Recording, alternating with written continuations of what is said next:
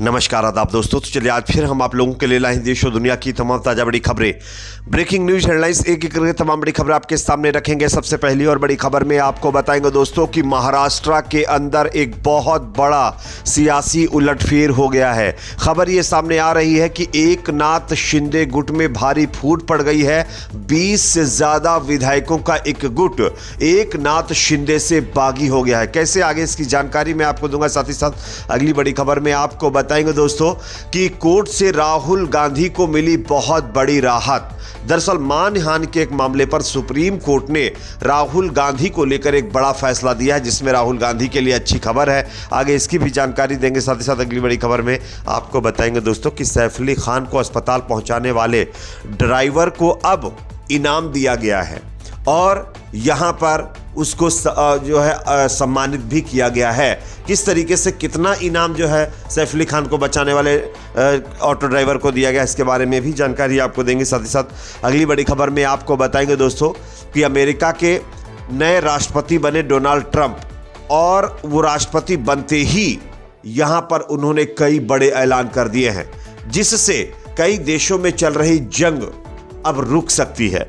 क्या ऐलान है ट्रंप की तरफ से, ये भी आपको बताएंगे। साथ ही साथ अगली बड़ी खबर में आपको बताएंगे दोस्तों कि नबी की शान में गुस्ताखी करने वाले एक शख्स को ईरान की तरफ से बहुत खतरनाक सजा दी गई है। बताया जा रहा है कि मशहूर पॉप सिंगर ने नबी की शान में गुस्ताखी की थी और अब उसको सजा मिली है ईरान के अंदर। क्या सजा है, इसकी जानकारी भी आपको देंगे। साथ ही साथ खबर दोस्तों सामने आ रही है, इजराइल के पास गाजा में युद्ध में लौटने का अधिकार। नेतन्याहू ने इस बयान को देकर एक बार फिर तमाम देशों की मुश्किलें खड़ी कर दी हैं और कहीं ना कहीं गाजा के लोगों की टेंशन बढ़ा दी है। कैसे, आगे इसकी जानकारी भी देंगे। साथ ही साथ खबर आ रही है दोस्तों, गाजा में सीज फायर होते ही जो ह्यूमैनिटेरियन एड है, जो लोगों को मदद देने वाली जो है गाड़ियां हैं, वो अब इंटर होना शुरू हो चुकी हैं।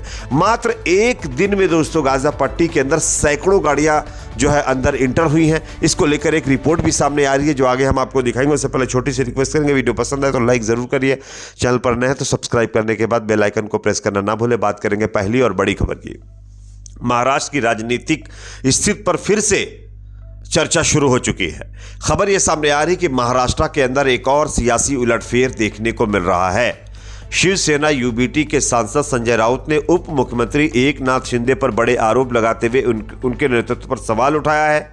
तो वहीं राउत ने दावा किया है कि शिंदे गुट में नया नेतृत्व उभर रहा है और उदय सामंत 20 विधायकों का समर्थन लेकर इस नए गुट का नेतृत्व कर सकते हैं। संजय राउत ने कहा है कि भाजपा एकनाथ शिंदे को हटाने की योजना बना रही है। उन्होंने दावा किया है कि शिंदे को जब इस गतिविधि की जानकारी हुई तो उन्होंने दबाव की रणनीति बदली और अंततः उप मुख्यमंत्री पर स्वीकार कर लिया। इसके अलावा राउत ने कहा कि शिंदे बार बार चिंतित रहते हैं और सतारा में अपने गांव जाकर सलाह मशवरा करते हैं। लेकिन दोस्तों उदय सामंत जो कि एकनाथ शिंदे गुट के विधायक हैं, वो अब 20 से ज़्यादा विधायकों का एक नया गुट तैयार कर रहे हैं, जो एकनाथ शिंदे से अलग होकर के कोई बड़ा ऐलान कर सकता है। और अगर ऐसा होता है तो ये अपने आप में एकनाथ शिंदे के लिए बहुत बड़ा झटका होगा। बात करेंगे अगली खबर की, जो कि सामने आ रही है दोस्तों। राहुल गांधी को सुप्रीम कोर्ट से मानहानि के एक मामले पर बड़ी राहत मिल गई है। आप इस खबर को देखिए। कांग्रेस नेता राहुल गांधी के खिलाफ झारखंड की राजधानी रांची में चल रहे मानहानि केस पर सुप्रीम कोर्ट ने अंतरिम रोक लगा दी है। बताया जा रहा है कि मुकदमा खत्म करने की मांग पर शिकायतकर्ता को नोटिस जारी किया गया है। 2018 में बीजेपी के तत्कालीन जो अध्यक्ष अमित शाह को हत्यारा कहने वाले बयान को लेकर के बीजेपी के कार्यकर्ता ने यह केस दर्ज करवाया था और अब जो है कांग्रेस नेता राहुल गांधी को लेकर के इस केस में सुप्रीम कोर्ट से बड़ी राहत मिल गई है। 2018 में कांग्रेस अधिवेशन में भाषण देते हुए कांग्रेस नेता राहुल गांधी ने कहा था कि बीजेपी इस तरह की पार्टी है कि उसके कार्यकर्ता हत्यारे को भी अध्यक्ष स्वीकार कर लेते हैं। इससे आहत होकर रांची के बीजेपी कार्यकर्ता नवीन झा ने शहर की कोर्ट में मानहानि का केस दर्ज करवाया था और अब सुप्रीम कोर्ट ने इस पूरे केस को खत्म कर दिया है। यह अपने आप में राहुल गांधी के लिए बहुत कहीं ना कहीं बड़ी राहत की खबर है। एक और बड़ी खबर दोस्तों सामने आ रही है, सैफ अली खान को अस्पताल पहुंचाने वाले ऑटो ड्राइवर को अब इनाम दिया गया है। खबर ये सामने आ रही है कि सैफ अली खान को गंभीर स्थिति में हॉस्पिटल एडमिट करवाने वाले ड्राइवर को 11,000 रुपये का नगद इनाम दिया गया है। ये इनाम एक संस्था की तरफ से ऑटो ड्राइवर के जज्बे को देखते हुए दिया गया है। सैफ को अस्पताल पहुंचाने वाले ऑटो ड्राइवर का नाम भजन सिंह राणा है। एक संस्था ने उसके काम को सराहा और उसे बतौर इनाम 11,000 रुपये का चेक दिया है। साथ ही उसे शॉल भी पहनाया गया है। भजन सिंह राणा उत्तराखंड के रहने वाले हैं और वो सालों से मुंबई में ऑटो चला रहे हैं। एक्टर को अस्पताल पहुंचाने के बाद वो सुर्खियों में आ गए थे। सोशल मीडिया पर उनकी काफ़ी तारीफ हो रही है। मुंबई पुलिस ने ड्राइवर को पूछताछ के लिए भी बुलाया था और इस मामले की पूरी जानकारी ली थी। लेकिन दोस्तों, ड्राइवर के जज्बे को लोग सलाम कर रहे हैं और उनकी तारीफ कर रहे हैं। अब उनको इनाम से भी कहीं ना कहीं नवाजा गया है। अगली खबर की बात करेंगे जो कि सामने आ रही है। दोस्तों, ट्रंप ने राष्ट्रपति की कुर्सी संभालते ही कुछ बड़े ऐलान कर दिए हैं। आप सब जानते होंगे कि डोनाल्ड ट्रंप ने एक बार फिर दुनिया के सबसे शक्तिशाली देश की सत्ता संभाल ली है।